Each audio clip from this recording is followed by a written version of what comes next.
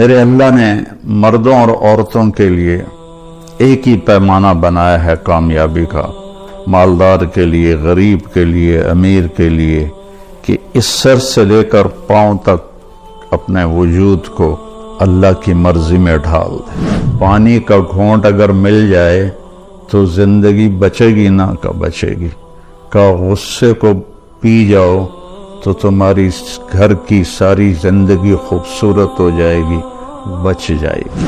تو اپنے گھروں کو آباد رکھنا ہے نا تو اپنے اخلاق اچھا کرو، اپنا بول میٹھا کرو، برداشت کرنا سیکھو، اپنے بچوں کو سکھاؤ، تو اپنے خاص طور پر اپنی بچیوں کو صبر کرنا سکھاؤ، انہیں سمجھاؤ، اپنی بیٹیوں کو، اپنے بچوں کو سمجھاؤ کہ کسی کی بیٹی کو ساتھ لے کے چلنا ہے تو کیسے چلنا ہے۔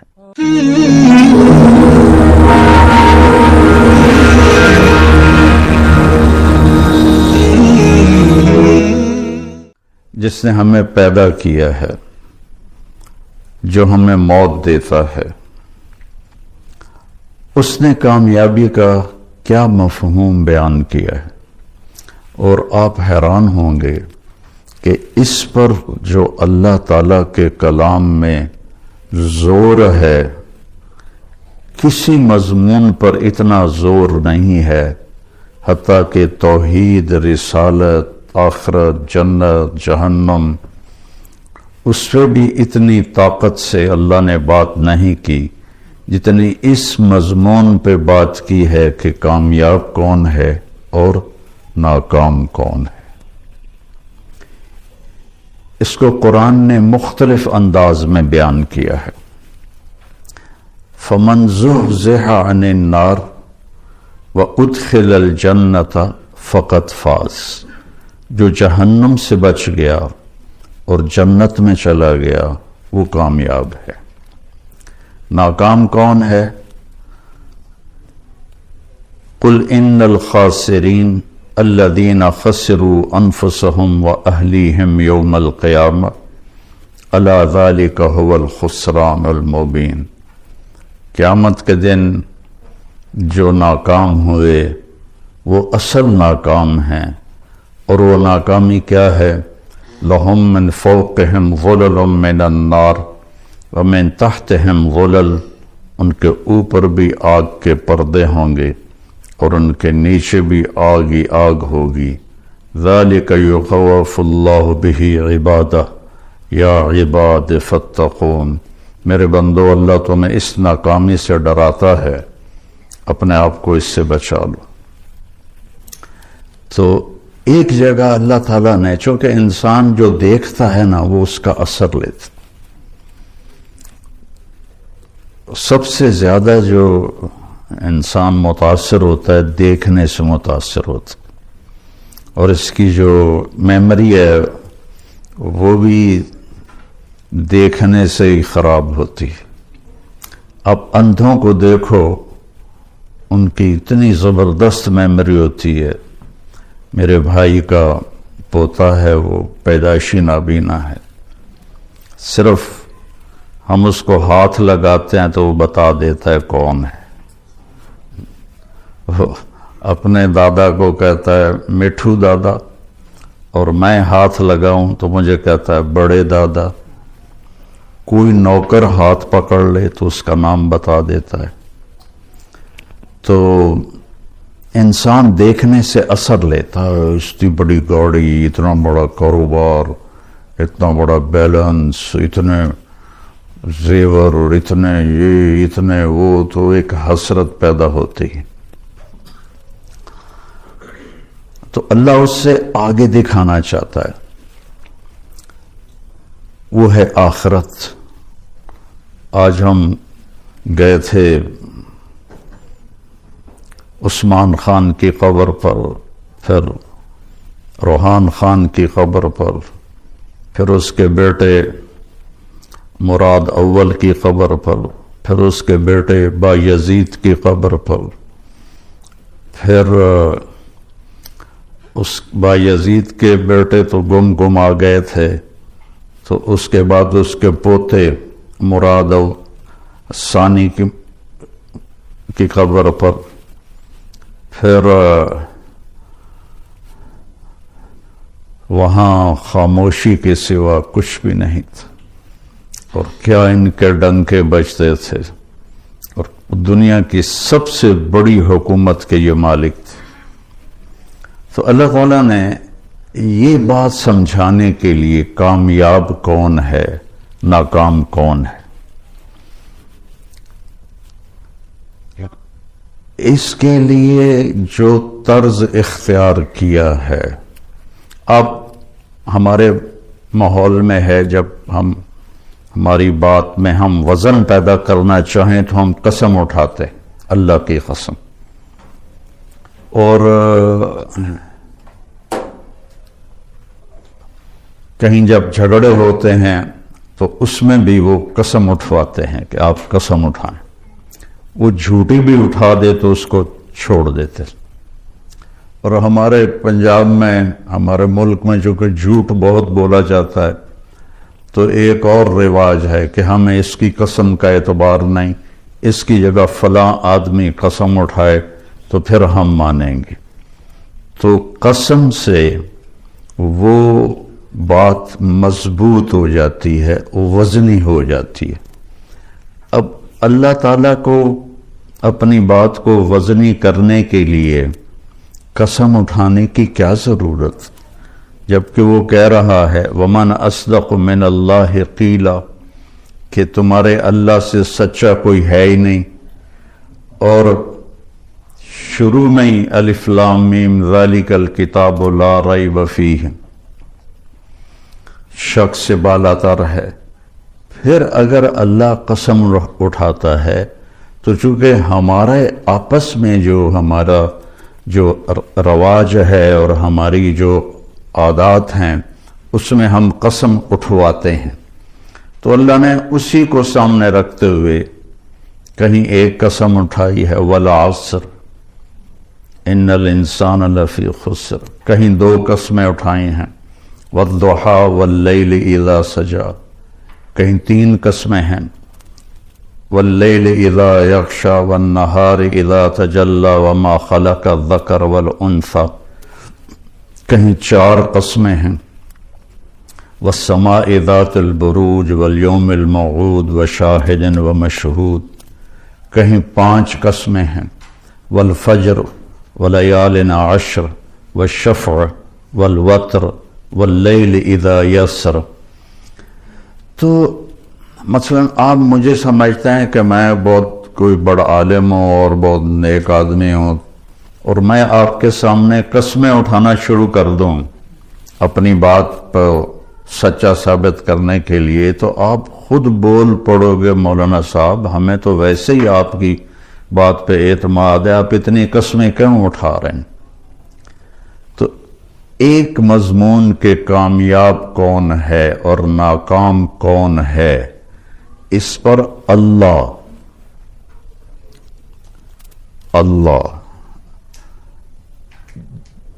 جس کی نہ ابتدا ہے نہ انتہا ہے، اس کا اول کوئی نہیں، اس کا آخر کوئی نہیں، وہ کسی زمانے میں نہیں ہے، کسی جگہ میں نہیں ہے۔ اللہ لا الہ الا ہو، یہ دعویٰ ہے کہ اللہ ایک اکیلا ہے، معبود اس کے سوا کوئی نہیں۔ آگے اس کی ساری دلیلیں ہیں کہ تو پھر وہ کیسا ہے، تو کہتا لا تاخذہ سنۃ ولا نوم، وہ سونے سے پاک ہے، وہ اونگنے سے پاک ہے۔ لہو ما فی السماوات و ما فی الارض، اس کی حکومت پوری کائنات پر ہے۔ اور کیسا ہے؟ من ذا الذی یشفع عندہ الا باذنہ، کوئی اس کے سامنے دم نہیں مار سکتا اس کی اجازت کے بغیر۔ اور کیسا ہے؟ یعلم ما بین ایدیہم وما خلفہم، پوری کائنات اس کے سامنے ہے، آگے جو ہونے والا ہے وہ بھی جانتا ہے، پیچھے جو ہو گیا وہ بھی جانتا ہے۔ ہماری طرح فائلیں کی ضرورت نہیں، کوئی کمپیوٹر کی ضرورت نہیں ہے۔ کل صغیر و کبیر مستطر، ہر چھوٹے سے چھوٹی چیز اس کی بارگاہ میں لکھی جا رہی ہے۔ اور اللہ کہے گا اقرأ کتابک کفی بنفسک اليوم علیک حسیبا، یہ پڑھ، یہ تیرا پیپر ہے، تیری اپنی زندگی کی پوری کتاب ہے، اور اس میں کوئی ایک لفظ کی کمی زیادتی نہیں ہے۔ اتنی بڑی طاقت والا اللہ جو اپنی ذات کی ایک مثال دیتا ہے کہ میری تعریف کے لیے سمندر کو سیاہی بناؤ، لو کان البحر مدادا، اور میں نے تقریباً سارے سمندروں میں تھوڑا تھوڑا سفر کیا ہوا ہے، تو 7 سمندر جو پیسیفک ہے وہ 14,000 کلومیٹر لمبا ہے۔ تو دنیا میں 71% سمندر کا پانی ہے اور 29% زمین ہے، اس میں پہاڑ ہیں، جنگل ہیں، اور اللہ کہتا ہے سارے کو سیاہی بناؤ، اور پھر میں تمہارے ہاتھ میں یہ جتنے درخت ہیں، آپ نے دیکھا کتنے درخت ہیں، کہ ان کو میں قلم بنا کے تمہارے ہاتھ میں پکڑا دیتا ہوں اور اس پر اپنا علم دیتا ہوں، پھر تمہیں کہتا ہوں میری تعریف لکھو۔ تو تم سارے انسان، سارے جنات، سارے نبی، سارے رسول، سارے فرشتے، جبریل، میکائیل، عزرائیل، اسرافیل، عرش کے فرشتے، مقرب فرشتے، اور سب سے بڑے رسول نوح علیہ السلام، ابراہیم علیہ السلام، موسیٰ علیہ السلام، عیسیٰ علیہ السلام، اور سارے رسولوں کے سردار محمد الرسول صلی اللہ علیہ وسلم، یہ سارے اکٹھے ہو کے میری تعریف لکھیں تو ایک وقت ایسا آئے گا سمندر خشک ہو جائیں گے، تمہارے قلم ٹوٹ جائیں گے، اور تیرے رب کی تعریف ختم نہ ہوگی، چاہے اتنے سمندر اور لے کر آؤ، پھر اتنے اور لے کر آؤ، پھر اتنے اور لے کر آؤ۔ کیوں؟ کہ جتنا بھی لے کر آئیں اس کی ایک لمٹ ہے، اور اللہ تو لمٹ سے بالا تر ہے، اس کی تو کوئی لمٹ کوئی نہیں۔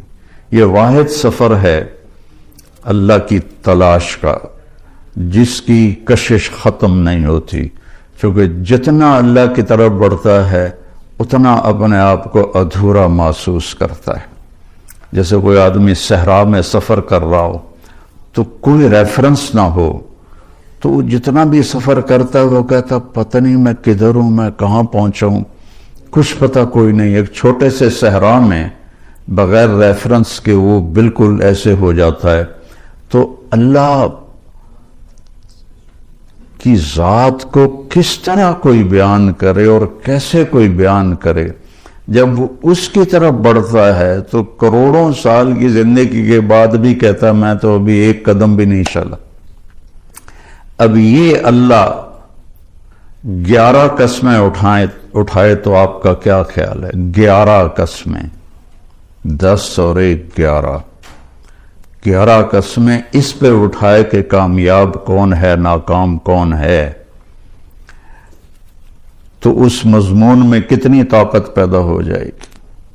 والشمس والضحاها 2، والقمر اذا تلاها 3، والنہار اذا جلاها 4، واللیل اذا یغشاها 5، والسماء وما بناها 6 اور 7، والارض وما طحاها 7 اور 8، ونفس وما سواها یہ 9 اور 10 اور 11، فألہمها فجورها وتقواها قد افلح من زکاها وقد خاب من دساها۔ میرے بندے مجھے سورج والشمس، سورج کی قسم اور سورج کی روشنی کی قسم 2، مجھے چاند کی قسم والقمر اذا تلاها، مجھے دن کی قسم اذا جلاها، مجھے رات کی قسم اذا یغشاها، مجھے آسمان کی قسم اور آسمان کے رب کی قسم، یہاں اپنے آپ کو لے کر آئے، مجھے زمین کی قسم اور زمین کے رب کی قسم، مجھے تیری جان کی قسم، تیری جان کے بنانے والے رب کی قسم۔ یہ 11 قسموں کے بعد کہتا ہے اپنے آپ کو ٹھیک کر لے تو تو کامیاب ہے، اور اپنے آپ کو تو نے غفلت میں ڈال دیا تو تو ناکام ہے۔ تیری کامیابی بھی تیرے اندر ہے اور تیری ناکامی بھی تیرے اندر ہے، باہر سے اس کا تعلق ہی کوئی نہیں ہے۔ ہماری وہاں کی سرائکی کا شعر ہے، دل دریا سمندروں ڈوگے کون دلاندیاں جانے ہو، وچے بیڑے وچے جھیڑے وچے ونج مہانے ہو، کہ ساری کامیابیاں ناکامیاں تمہارے اندر ہیں، باہر کچھ بھی نہیں ہے۔ 11 قسمیں اللہ اٹھائے۔ اس کا سکیچ مجھے یوں نظر آتا ہے کہ اللہ کہتا ہے میرا بندہ وَالشَّمْسِ وَضُحَاهَا، مجھے سورج اور اس کی روشنی کی قسم، کامیابی تیرے اندر ہے، ناکامی تیرے اندر ہے، مانتے ہو؟ کہتا دل نہیں مانتا۔ ادھر تو بڑی بڑی گاڑیوں والے ہیں اور آئے تھے وہ فیکٹریوں میں کام کرنے، اور وہ بڑے بڑے نواب بنے بیٹھے ہیں، دل نہیں مانتا۔ پھر اللہ کہتا ہے وَالْقَمَرِ إِذَا تَلَاهَا، مجھے چاند کی قسم جب وہ پیچھے آتا ہے۔ کامیابی تیرے اندر ہے، ناکامی تیرے اندر ہے، سمجھ میں آئی ہے بات؟ کہتا نہیں آئی۔ تو پھر اللہ قسم اٹھاتا ہے وَاللَّيْلِ إِذَا يَغْشَاهَا، مجھے رات کی قسم جو چھا جاتی ہے، کامیابی تیرے اندر ہے، ناکامی تیرے اندر ہے، اب مانتے ہو کہ نہیں مانتے؟ پھر اللہ کہتا ہے وَالنَّهَارِ إِذَا جَلَّاهَا، مجھے دن کی قسم اور اس کی روشنی کی قسم، کامیابی تیرے اندر ہے، ناکامی تیرے اندر ہے، مانتے ہو؟ کہتا دل نہیں مانتا۔ پھر اللہ کہتا ہے وَالسَّمَاءِ وَمَا بَنَاهَا، اب اپنے آپ کو لے کر آئے، مجھے آسمان اور آسمان کے رب کی قسم، مانتے ہو؟ کہتا دل نہیں مان رہا۔ پھر اللہ کہتا وَالْأَرْضِ وَمَا طَحَاهَا، مجھے زمین کی قسم اور زمین کے بچھانے والے رب کی قسم، ان زمین آسمان نے دیکھا ہے ناکام لوگوں کو، کامیاب لوگوں کو، مانتے ہو؟ کہتا نہیں مانتا۔ تو پھر ایک جذباتی قسم ہے، ہمارے محاورے میں بھی ہے، تیری جان کی قسم یار، یار تیری جان کی قسم۔ تو آخر میں اللہ کہتا ہے یار میرے بندے وَنَفْسًا وَمَا سَوَّاهَا، مجھے تیری جان کی قسم اور تیری جان کے بنانے والے رب کی قسم، اب تو میری سن لے، میری مان لے، قَدْ أَفْلَحَ مَنْ زَكَّاهَا وَقَدْ خَابَ مَنْ دَسَّاهَا، اسے پاک کر لے تو تو کامیاب ہے، اسے ناپاک کر لیا تو تو ناکام ہے۔ سب سے بڑی ناپاکی وہ کفر کی ناپاکی ہے، ان الشرک لظلم عظیم والکافرون هم الظالمون، اللہ کا انکار کرنے والے وہ سب سے بڑے ظالم ہیں، اور سب سے بڑی یہ ناپاکی ہے جس میں انسان ایسا ہی ہے جیسے گندگی کے گٹر میں کوئی گرا ہوا ہو تو اس کا پورا وجود بدبودار ہو جاتا ہے۔ اور قد افلح من زکاہا، اور جو اس کو پاک کرتا ہے، اور دوسری جگہ اللہ تعالی نے فرمایا قد افلح من تزکا وذکر اسم ربہ فصلی، ایمان کے بعد جو چیز انسان کو پاک کرتی ہے وہ نماز ہے۔ ایمان کے بعد جو چیز انسان کو پاکیزہ بناتی ہے وہ نماز ہے۔ اللہ تعالیٰ نے کوئی 700 دفعہ قرآن میں مختلف انداز میں نماز کا ذکر کیا ہے۔ اقیموا الصلاۃ وآتوا الزکاۃ 10 دفعہ تو یہ آیا ہے، 68 دفعہ لفظ صلاۃ قرآن میں آیا ہے، اور 700 دفعہ قرآن میں نماز کا ویسے ذکر آیا ہے، والقانتین والقانتات، اس سے نماز مراد ہے۔ تو ایمان کے بعد سب سے بڑی جو چیز ہے وہ سجدہ ہے، جو انسان کو پاکیزہ بناتا ہے۔ تو یہ کامیابی آپ موت کے وقت ساتھ لے کر جائیں گے۔ اور جو آپ باہر لوگوں کو دیکھ رہے ہیں کہ بل گیٹ نے اتنا بنا لیا، اور یہ قطر کے شہزادوں نے اتنا ہے ان کے پاس۔ ایک دفعہ قطر کے یہ جو ابھی ہے تمیم، اس کا والد حمد، جب وہ تھا امیر تو اس نے ہماری ضیافت کی، تو اس کے محل میں ہم گئے تو ایسے لائن میں دنیا کی جو سب سے قیمتی گاڑیاں تھیں وہ اس طرح کھڑی تھیں جیسے پاکستان میں موٹر سائیکل نہیں کھڑے ہوتے مسجد کے باہر، ایسے کھڑی تھی۔ پورے پاکستان کا بجٹ شاید تھا جو وہاں گاڑیاں کھڑے تھے۔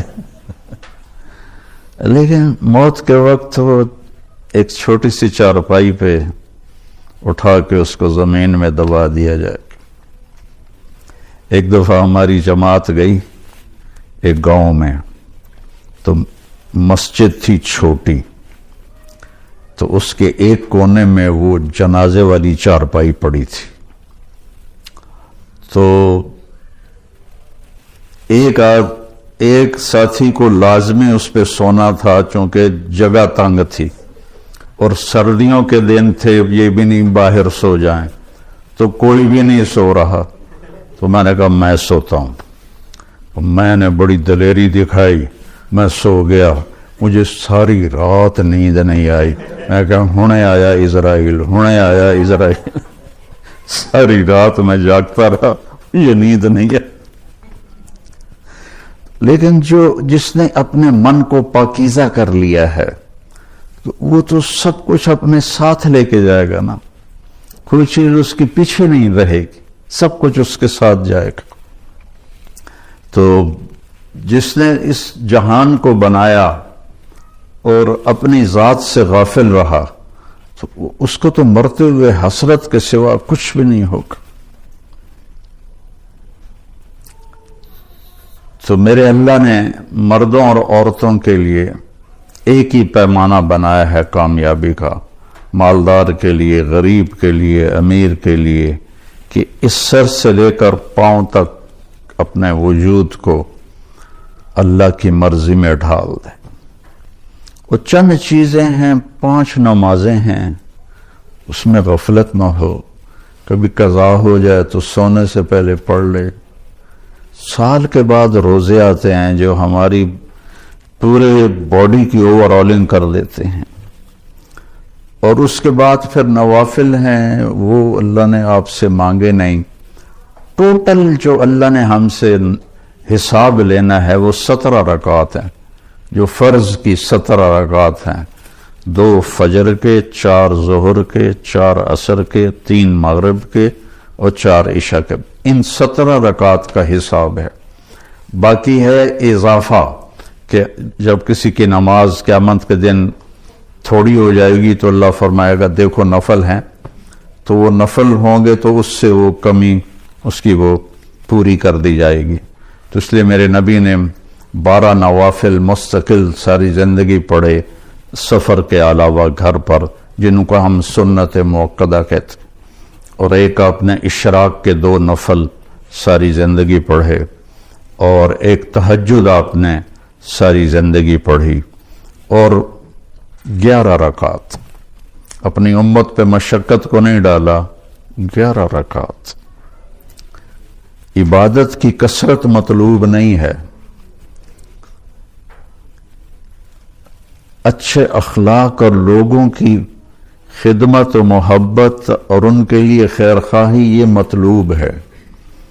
آپ مسجد میں بیٹھے تھے تو آپ نے فرمایا اس دروازے سے ایک جنتی آنے والا ہے، تو ایک انصاری صحابی مدینے والے، وہ اتنے نامعلوم ہے کہ ان کا نام کسی حدیث میں نہیں آیا، ان کے ہاتھ میں جوتا تھا اور داڑھی میں وضو کا پانی تھا، وہ آ کے بیٹھ گئے، کسی نے بتایا بھی نہیں بھی تیرے بارے میں اللہ کے نبی نے یہ کہا ہے۔ اگلے دن آپ اسی مجلس میں تھے تو آپ نے فرمایا اس دروازے سے ایک جنتی آ رہا ہے. تو وہی صحابی جو کل آئے تھے اور اسی شکل میں جوتا ہاتھ میں داڑھی کا وضو کے پانی سے وہ آ کے بیٹھ گئے. تیسرے دن آپ نے فرمایا اس دروازے سے ایک جنتی آ رہا ہے، پھر وہی صحابی. تو اس مجلس میں ایک صحابی ہیں جو 3 دن سے بیٹھ رہے تھے، ان کا نام ہے عبداللہ بن عامر. تو جتنے صحابہ میرے نبی کے تھے 1.5 لاکھ یا 2 لاکھ، کوئی کسی نے گنے تو ہے نہیں، اندازہ ہی ہے. ان تمام صحابہ میں یہ سب سے زیادہ عبادت کرنے والے تھے. ان سے زیادہ کوئی عبادت والا نہیں تھا. ساری رات تہجد پڑھتے تھے، سارا دن روزہ رکھتے تھے اور 24 گھنٹے میں ایک قرآن ختم کرتے تھے. یہ کسی میں طاقت نہیں تھی. ان کے باپ نے شادی کی تو بیگم سے کہنے لگے میں 2 نفل پڑھ لوں، اور نماز کی نیت باندھی اور چل سو چل. کئی گھنٹے گزر گئے تو اس کی بیگم نے کہا اس کو تو لگتا ہے میرا خیال ہی کوئی نہیں. اس نے بھی وضو کیا اور اس نے بھی پیچھے نماز کی نیت باندھ لی. تو جب صبح فجر کے بعد باپ نے پوچھا عمرو بن عاص رضی اللہ عنہ، بیٹا رات کیسے گزری؟ کہا جی الحمدللہ نفلوں میں گزری. کو تیرا ستیہ ناس ہو، میں نے تیری شادی اس لیے کی تھی کہ تیری رات نفلوں میں گزرے. جا کے اللہ کے نبی کو شکایت کی انہوں نے کہ اس کا یہ حال ہے. تو وہ اس لیول کی ان کی عبادت تھی. تو ان کو خیال آیا یہ مجھ سے زیادہ عبادت کرتا ہے.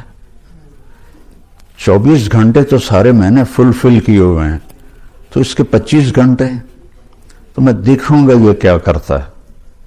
تو اگلے دن وہ ان کے پاس چلے گئے اور کہنے لگے چچا جان میرے ابا مجھ سے ناراض ہیں، تو میں 2-3 دن آپ کے پاس گزار لوں؟ ان کا بیٹا بالکل ضرور آ جاؤ. تو وہ اب عشاء کے بعد وہ جلدی سے انہوں نے چادر اوپر لی اور اس میں تھوڑا یوں سوراخ بنا کے نا ان کو دیکھنے لگے کہ اب یہ کیا کرشمہ کرتے ہیں. وہ ساری رات کا لمبا سجدہ کریں گے یا ساری رات کا رکوع کریں گے یا ساری رات روتے رہیں گے، کیا کریں گے؟ تو ایسے دیکھ رہے. وہ آئے اور سونے کی دعا ہے رات کی، اللہم بسمک اموت و احیا. انہوں نے دعا پڑھی اور تھوڑی دیر بعد ان کے خراٹے شروع ہو گئے. اب یہ انتظار کر رہے کہ ابھی اٹھیں گے، حتیٰ کہ فجر کی اذان ہوئی اور یہ انتظار اور وہ اذان پہ اٹھے. تو اب یہ حیران پریشان ہو گئے کہ یہ چاچے نے تو 2 نفل تہجد بھی نہیں پڑھے، تو جنت کی بشارت کہاں سے مل گئی؟ اب اللہ کے نبی کی بات بھی غلط نہیں ہو سکتی، اور آگے چاچا جی کا بھی عمل کوئی نظر نہیں آ رہا، ساری رات سوتا پہ ہے. تو ان کا اچھا ایک رات اور دیکھوں گا. اگلی رات عشاء کے بعد انہوں نے وہی کام کیا، چادر اوپر لی اور ایسے کر کے بیچارے کتنے تھکے ہوں گے، یوں کر کے دیکھ رہے. وہ آئے اللہم بسمک اموت و احیا اور او گئے. وہ ساری رات سونے میں گزار دی. فجر کی نماز اذان پہ اٹھے. اب ان کی حیرت اور بڑھ گئی کہ اس زمانے میں تو منافق تہجد نہیں چھوڑتے تھے، تو ان کو تو جنت کی بشارت ملی پڑی ہے، یہ تہجد بھی نہیں پڑی اور جنت کی بشارت. اچھا ایک رات اور دیکھوں گا. پھر تیسری رات وہی تماشا انہوں نے کیا، انہوں نے بھی وہی تماشا کیا، سیم انہوں نے اپنی سونے میں رات گزاری، یہ ان کو چیک کرنے میں لگے رہے. آخر سے اذان پر وہ اٹھے تو یہ بول پڑے، کہنے لگے چاچا سچی بات یہ ہے میری کوئی اپنے ابا سے لڑائی نہیں تھی، میں نے 3 دن تیرے بارے میں مسلسل سنا کہ ایک جنتی آ رہا ہے، ایک جنتی آ رہا ہے، ایک جنتی آ رہا ہے۔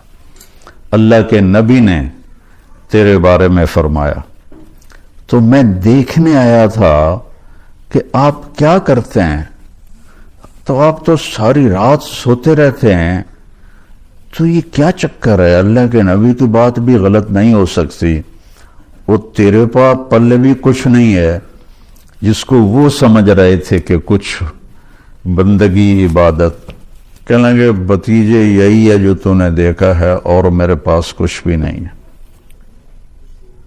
تو وہ نہ بوجھل قدموں سے واپس، چونکہ وہ دو چیزوں کو آپس میں جوڑ بٹھانا ان کو نظر نہیں آ رہا کہ ادھر جنت کی بشارت ہے، ادھر ساری رات کا سونا ہے۔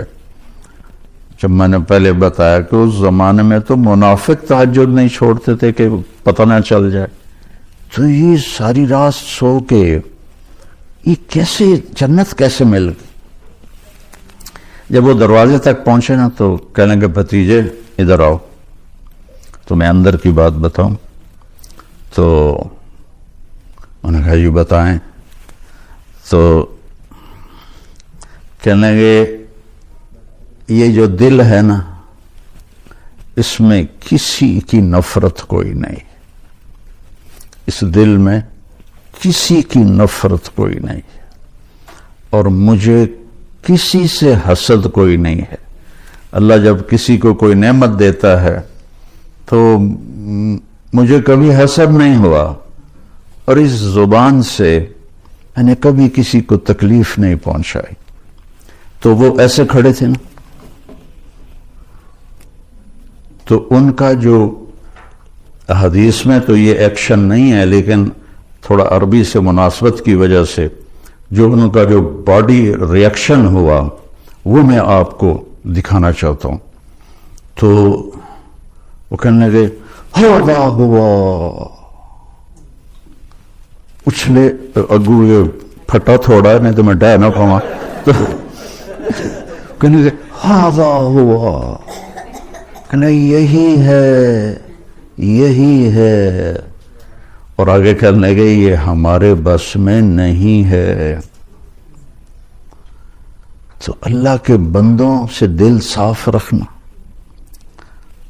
اپنے گھروں میں اگر آپ کئی میاں بیوی آئے ہوئے ہیں، اپنے گھروں میں خوشی دیکھنا چاہتے ہو تو وہ پیسے سے نہیں آئے گی، وہ آپ کے اچھے اخلاق سے آئے گی، آپ کے اچھے رویے سے آئے گی، برداشت کرنے سے آئے گی۔ ایک دوسرے کی برداشت کرنے سے آپس میں محبتیں قائم ہوتی ہیں، چیزوں سے نہیں۔ دو واقعات میرے ساتھ اوپر نیچے پیش آئے۔ ایک دوست کے ہاں میرا بیان تھا مسورات میں، تو بیان کے بعد انہوں نے مجھے کہا کہ ایک میرے دوست کی بیگم ہے، آپ سے ملنا چاہتی ہیں، انگلینڈ میں رہتے ہیں، اور وہ جو خود تھے میرے دوست وہ بھی بلینئر تھے۔ تو مجھ سے کہنے لگے کہ میرے جیسے 200 اس کی جیب میں آ جائیں گے، اتنا مالدار ہے وہ، میرے جیسے 200 اس کی جیب میں آ جائیں گے۔ سو میں نے کہا بلا لو۔ تو وہ آئیں اور تھوڑی سی بات کے بعد انہوں نے رونا شروع کر دی۔ کہنے لگے لوگ سمجھتے ہیں میں بڑی خوش قسمت ہوں، بہت بڑے مالدار کی بیگم ہوں، لیکن میں اس دولت کو کیا کروں، میرے خاوند کا رویہ ہی ٹھیک نہیں ہے۔ لوگ میری گاڑی دیکھتے ہیں، میرے کپڑے دیکھتے ہیں، لیکن میرا دل تو اللہ ہی دیکھتا ہے اور تو کوئی نہیں دیکھتا۔ میرے خاوند کا جو سرد رویہ ہے اس نے میری زندگی حرام کر دی۔ چند دن کے بعد میں کراچی جا رہا تھا، تو مجھے دیکھ کر ایک نوجوان میرے پاس آ گیا، کہنے لگا مولانا آپ سے ایک بات کرنی کہ اللہ نے مجھے سب کچھ دیا ہے، دولت بھی ہے، عزت بھی ہے، سب کچھ ہے، لیکن میں اپنی بیوی سے اتنا تنگ ہوں، اگر میرے بچے نہ ہوتے تو میں اس کو طلاق دے دیتا۔ اس کی زبان 30 فٹ لمبی ہے۔ میں کیا رکھ دی کتنے 3 فٹ جڑے تو اس کی زبان 30 فٹ لمبی ہے۔ تو یہ 2 تصویر کے رخ ہیں، ایک خامند کی بد اخلاقی سے عورت رو رہی ہے، اور ایک جگہ عورت کی بد اخلاقی سے خامند رو رہا ہے، اور وہ کہہ رہا ہے بچے نہ ہوتے تو میں طلاق دے دیتا۔ تو اپنے گھروں میں اگر آپ خوشی دیکھنا چاہتے ہیں تو اپنی زبان کا بول میٹھا کریں اور ایک دوسرے کی برداشت کرنا سیکھیں۔ میرے نبی کا فرمان ہے، سب سے بہترین گھونٹ اور سب سے میٹھا گھونٹ جو انسان پیتا ہے وہ غصے کا گھونٹ ہے جس کو وہ پی لیتا ہے۔ اچھا، غصے کو پینے سے کیوں تشبیہ دی؟ برداشت کرنا نہیں کہا، پینے سے، کہ عرب میں پانی کوئی نہیں، اور پانی کے پیچھے 3 دن کا سفر کر کے وہ مشکیزوں میں پانی بھر کے لاتے ہیں، تو پانی کی حفاظت وہ اپنی جان سے بھی زیادہ کرتے ہیں، تو ایک گھونٹ کے لیے بھی وہ ترستے ہیں۔ تو میرے نبی نے تشبیہ دی غصے کے برداشت کرنے کو پانی سے، کیوں بھائی پانی کا گھونٹ اگر مل جائے تو زندگی بچے گی نہ کہ بچے گی، کہ غصے کو پی جاؤ تو تمہاری گھر کی ساری زندگی خوبصورت ہو جائے گی، بچ جائے گی۔ اور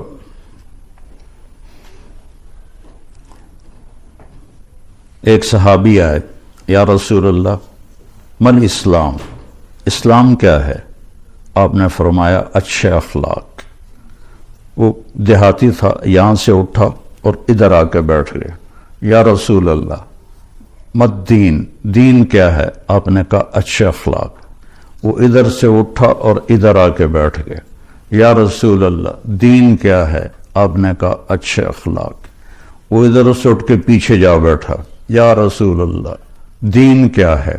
اور ہمارے نبی کی عادت تھی جب آپ کو کوئی متوجہ کرتا تھا تو آپ ایسے نہیں ہوتے تھے۔ مثلا ادھر یہ عبدالوہاب بیٹھا ہوا ہے، یہ مجھے کہے مولانا تو میں اتنا ہی کروں گا جی، لیکن ہمارے نبی کی عادت تھی جب آپ کو کوئی بلاتا تھا ادھر سے تو آپ پہلے یوں ہوتے تھے، اس کو اپنا سینہ دیتے تھے، پھر کہتے تھے جی فرمائیے۔ کوئی ادھر سے بلاتا تھا تو آپ ایسے نہیں کرتے تھے، بلکہ آپ پورا اس کی طرف مڑتے تھے اور پھر کہتے تھے جی فرمائیے۔ تو اس نے ہمارے نبی کو چاروں طرف گھما دیا، آگے بھی، دائیں بھی، بائیں بھی، پیچھے بھی۔ کہنے لگا یا رسول اللہ دین کیا ہے؟ ہم نے کہا بھائی کب سمجھے گا، دین یہ ہے کہ غصہ نہ کیا کر۔ آپ نے آخر میں فرمایا دین یہ ہے کہ غصہ نہ کیا کر۔ اب غصہ تو ہر انسان مرد عورت کو آتا ہے، مطلب یہ ہے کہ جب آئے تو اس سے روک لیا کر۔ غصے میں صحیح بولنا انسان کے بس میں نہیں ہے، صرف انبیاء کو یہ طاقت ہے کہ وہ غصے میں بھی صحیح بولتے ہیں۔ تو اس لیے جب غصہ ہے تو خاموش ہو جاؤ، جب وہ لہر گزر جائے پھر اپنا گلہ شکوہ جس سے بھی کرنا ہے کرو، لیکن غصے کی حالت میں بڑے سے بڑا ولی بھی وہ ضرور دائیں بائیں ہو جاتا ہے کہ انسان، اس لیے غصہ عقل کو کھا جاتا ہے۔ تو اپنے گھروں کو خوبصورت بنانا ہے تو امریکہ جانے سے نہیں خوبصورت ہوں گے، وہ آپ کے اچھے رویوں سے اپنے دل کو نفرت سے پاک کریں، اپنی زبان کو غلط بول سے پاک کریں، کسی کی دل آزاری نہ ہو، کسی کا کوئی یہ نہ کہے کہ میری بےزتی ہو گئی اور میرے ساتھ اچھا نہیں کیا۔ یہ بعد میں حضرت لقمان علیہ السلام فرماتے تھے کہ میں چپ رہنے پہ کبھی نہیں پچھتایا، میں جب بھی پچھتایا اپنے بول پہ پچھتایا۔ یہ کتنے نوجوان پوچھتے ہیں جی وہ غصے میں جی میں نے طلاق دے دی اب کیا ہوگا؟ تو میں نے کہا اب تو نے خود ہی کام دکھا دیا ہے تو میں کیا کروں؟ تو کہا جی بس وہ غصے میں ہو گیا، اس لیے میں کہتا ہوں غصے میں چھپ کر جاؤ۔ ویسے ہمارے ہاں تو ہر قسم کا سودا بکتا ہے۔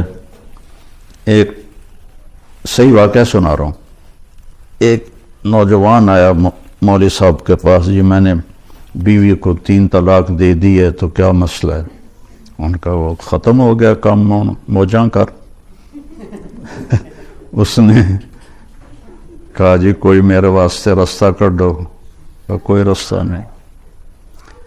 تو اس نے جیب سے ایک موٹا سا لفافہ نکالا اور ان کے مصلے کے نیچے رکھ دیا کہ مولانا صاحب کوئی رستہ کڈو۔ کہنے لگے چلو سوچنے ہیں کی آخیا سی تو؟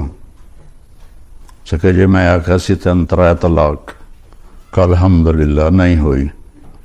کہا اچھا جو کہ میں کہا تو چھوٹے کاف نہ لاکھے 3 طلاق، وہ وڈے کاف نہ لوندا 3 طلاق، تو طلاق نہیں آخیا لہذا تیری طلاق نہیں ہوئی۔ تو ایک بڑے مولوی صاحب کو پتہ چلا تو انہوں نے کہا پھر تو نکاح بھی نہیں ہوا، کہ اس نے کہا تھا قبول، اسے کہنا تھا قبول۔ تو اپنے گھروں کو آباد رکھنا ہے نا تو اپنے اخلاق اچھے کرو، اپنا بول میٹھا کرو، برداشت کرنا سیکھو، اپنے بچوں کو سکھاؤ، چونکہ وہاں کی لائف کیا پوری دنیا میں یہ ہے کہ برداشت ختم ہے۔ تھوڑی تھوڑی باتوں پہ طلاق ہو رہی ہے، تھوڑی تھوڑی باتوں پہ لڑائیاں ہو رہی ہیں۔ تو اپنے خاص طور پر اپنی بچیوں کو صبر کرنا سکھاؤ، انہیں سمجھاؤ کہ انڈیا پاکستان کے لوگ جہاں بھی آئیں نا ان کا سسرالی معاشرہ کوئی اچھا نہیں ہے، ان کی عادتیں تبدیل نہیں ہوئیں، وہ جہاں بھی گئے ہیں۔ تو اپنی بیٹیوں کو، اپنے بچوں کو سمجھاؤ کہ کسی کی بیٹی کو ساتھ لے کے چلنا ہے تو کیسے چلنا ہے۔ ہم ان کی تعلیم دیکھتے ہیں، یہ کر لیا، وہ کر لیا، پی ایچ ڈی کر لی، اب کاروبار سنبھال لیا، اب اس کی شادی کر لو، لیکن یہ کیا کسی کی بیٹی کو عزت دے سکتا ہے؟ ایک حدیث میں آتا ہے اللہ کے نبی نے فرمایا کہ میرے مدینے کے صحابہ بہت اچھے لوگ ہیں۔ کس بات پہ؟ جہاد کرتے ہیں، تہجد پڑھتے ہیں، روزے رکھتے ہیں، نہیں کہ یہ بڑے اچھے لوگ ہیں، جب کسی کی بیٹی کو شادی کر کے لاتے ہیں تو اسے محسوس نہیں ہونے دیتے کہ ماں باپ کے گھر میں ہے یا سسرال کے گھر میں ہے، اتنی عزت دیتے۔ باقی اونچ نیچ تو ہر جگہ ہو جاتی، چونکہ یہ جنت تو ہے نہیں۔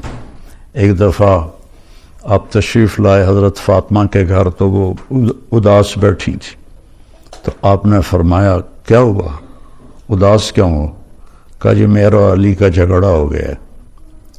تو اب یہ اتنا بڑا جوڑا ہے کہ نبیوں کے بعد اس سے بڑا جوڑا تو دنیا میں کوئی نہیں ہے۔ ابن عباس کی روایت ہے جنت میں نور کی ایک چمک اٹھے گی تو جنتی پوچھیں گے یہ نور کیسا ہے؟ تو فرشتے انہیں کہیں گے کہ اوپر جنت الفردوس میں علی و فاطمہ کسی بات پہ مسکرائے ہیں، ان کے دانتوں سے جو نور نکلا ہے اس نے جنت کو روشن کر دیا ہے۔ تو آپ نے کہا علی کدھر ہے؟ کہا جی باہر نکل گئے۔ تو اب ہمارا ہندی معاشرہ ہے کہ میں تو سسر ہوں، لڑکی والا، میں کیوں اپنے داماد کے پیچھے جاؤں؟ لیکن آپ نے کسی کو نہیں بھیجا، خود گئے تلاش کر، دیکھا تو وہ مسجد میں لیٹے ہوئے تھے اور وہ کپڑا ہٹ گیا تھا تو مسجد کی مٹی ان کے کمر پہ لگی ہوئی تھی۔ تو آپ نے کہا ابو تراب اٹھو۔ تو حضرت علی فرمایا کرتے تھے ساری دنیا کی دولت مل جانے سے مجھے اس لفظ کی زیادہ خوشی ہے اور رہے گی کہ میرے نبی نے اظہار محبت کیا۔ یہ اظہار محبت کے لیے ہوتا ہے، ابو تراب اٹھو، ان کو لے کر آئے اور آ کر زمین پر لیٹ گئے. یس، ادھر علی کو لٹا لیا، ادھر فاطمہ کو. حضرت علی کا ہاتھ یہاں رکھا، حضرت فاطمہ کا ہاتھ پکڑ کے یہاں رکھا، اس کے اوپر اپنا ہاتھ رکھا اور فرمایا بولو بھائی ہماری صلح ہو گئی. تو دونوں نے کہا ہماری صلح ہوگی. نہ علی سے پوچھا کیا بات ہوئی، نہ فاطمہ سے پوچھا کیا بات ہوئی. جو یہ پوچھتے ہیں نا وہ اور لڑا کے آ جاتے ہیں. تو آپ نے دونوں سے نہیں پوچھا کہ کیا ہوا، یہ علی کا ہاتھ، یہ فاطمہ کا ہاتھ، یہ اپنا ہاتھ، بولو بھئی ہماری صلح ہوگی. کہا جی آپ دونوں نے کہا ہماری صلح ہوگی. آپ باہر نکلے تو بڑا چہرہ چمک رہا. تو صحابہ نے کہا یا رسول اللہ آپ بڑے خوش نظر آ رہے ہیں. فرمایا میں علی و فاطمہ کی صلح کروا کے آ رہا. تو اس طرح تو ہر گھر میں ہو جاتا ہے، لیکن ایک مستقل مزاج ایسا بنا لیا جائے، سختی سے بولنا، طنز کرنا، ٹوکنا، یہ چیزیں محبت کو ختم کر دیتی. میرے نبی نے 11 شادیاں کی صرف ہمیں زندگی سمجھانے کے لیے. شادیوں کا شوق ہوتا تو 25 سال کا نوجوان 40 سال کی عورت سے شادی نہ کرتا. جن کے ایک منگنی ٹوٹی ورقہ بن نوفل سے، اور ایک سے بیوہ ہوئیں ابو حالہ سے، اور ایک سے بھی دوسرے سے بیوہ ہوئیں ابن عابد سے، اور دونوں سے اولاد ہوئی. اور آپ 25 سال کے دنیا کے حسین ترین نوجوان اور 40 سال کی عورت سے آپ جو 2 دفعہ بیوہ ہو چکی ہے اس کے ساتھ آپ نے شادی کی، اور زندگی کے 25 سال اس ایک عورت کے ساتھ گزار دی. جب 50 سال کی عمر ہوئی تو 10 شادیاں کی. آپ نے کہا میں نے جب بھی شادی کی پہلے میرے اللہ کا حکم آیا. تو ہمیں زندگی سمجھانے کے لیے کی کہ عورت کے ساتھ زندگی کیسے گزارنی، اور عورتوں کو سمجھایا کہ اپنے خامند کے ساتھ زندگی کیسے گزارنی. تو اللہ ہمیں اچھے اخلاق کی توفیق دے، اس کی نیت فرمائیں. تبلیغ میں تھوڑا وقت دیا کریں، آپ کو بہت فائدہ ہوگا انشاءاللہ. السلام علیکم.